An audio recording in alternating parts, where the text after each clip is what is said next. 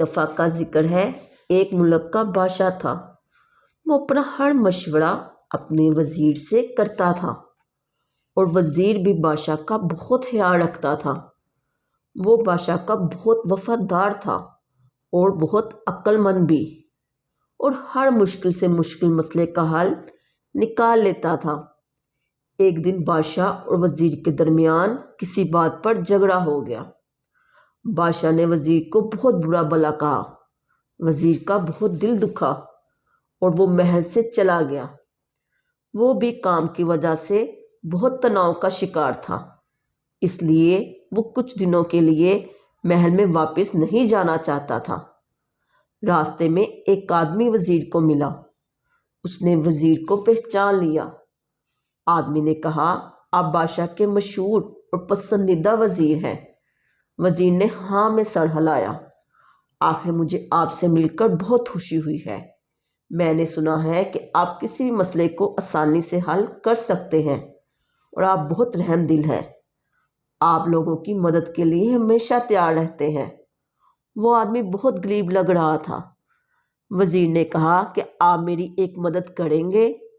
وہ آدمی حیران ہو گیا کہ اتنا بڑا آدمی اس سے مدد مانگ رہا ہے۔ مجھے کچھ دنوں کے لیے تمہارے گھر پر پناہ چاہیے، لیکن تم کسی کو نہیں بتاؤ گے کہ میں تمہارے گھر پر ہوں۔ وہ آدمی بہت خوش ہوا کہ اتنا بڑا آدمی میرے گھر پر رہے گا۔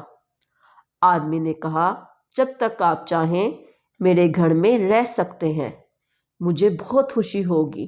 وزیر اس آدمی کے گھر چلا گیا۔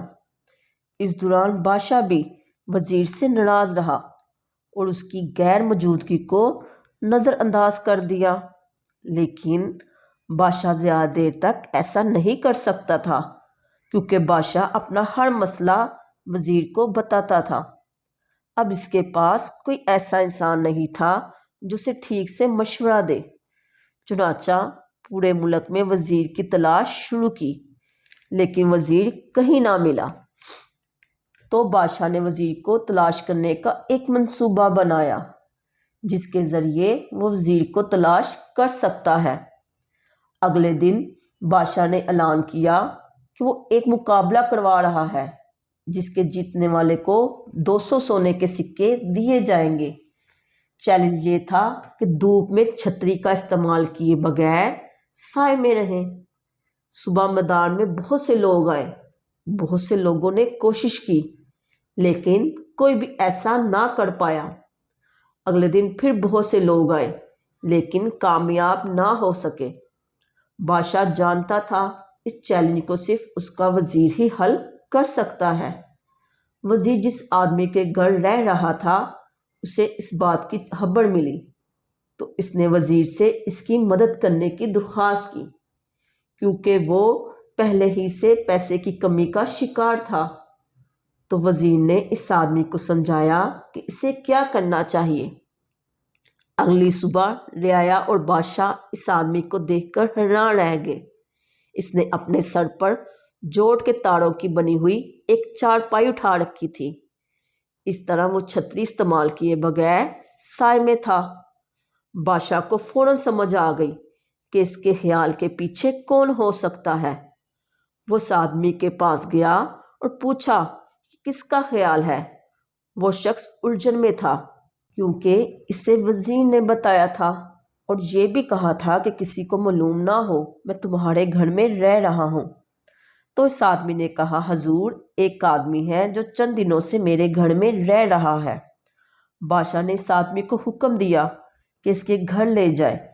جب وہ وہاں پہنچا تو وزیر وہاں پر موجود تھا، اور آخرکار بادشاہ اپنے پسندیدہ وزیر کو پا کر بہت خوش ہوا۔ اگر ہم اپنی زندگی میں دیکھیں گے تو معلوم ہوگا کہ بعض دفعہ ہماری باتیں اور ہمارا رویہ لوگوں کو بہت دکھ پہنچاتا ہے۔ اس لیے ہمیشہ کسی اپنے کا دل دکھانے سے پہلے سوچ لیں کہ آپ کی بات کسی کا کتنا دل دکھاتی ہے۔ غلطیاں بہت درد بھری ہوتی ہیں، لیکن وقت گزرنے کے ساتھ ساتھ آپ کو تجربہ مل جاتا ہے۔ اگر کوئی ہے جو آپ کے تمام موڈ کو برداشت کرتا ہے تو یہ بھی ایک نعمت ہے۔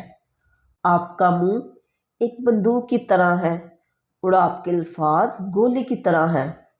معافی تب ہوتی ہے جب کوئی آپ کا بھروسہ توڑ دے، لیکن تب نہیں جب کوئی آپ کا اعتبار توڑ دے۔ اس لیے کسی کا دل دکھانے سے پہلے سوچ لیں کہ آپ کوئی عقل مند دوست تو نہیں کھو رہے۔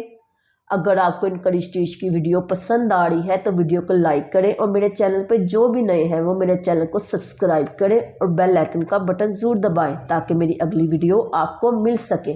اور مجھے کمنٹس میں ضرور بتائیے گا کہ آپ کو میری یہ ویڈیو کیسی لگی۔ شکریہ۔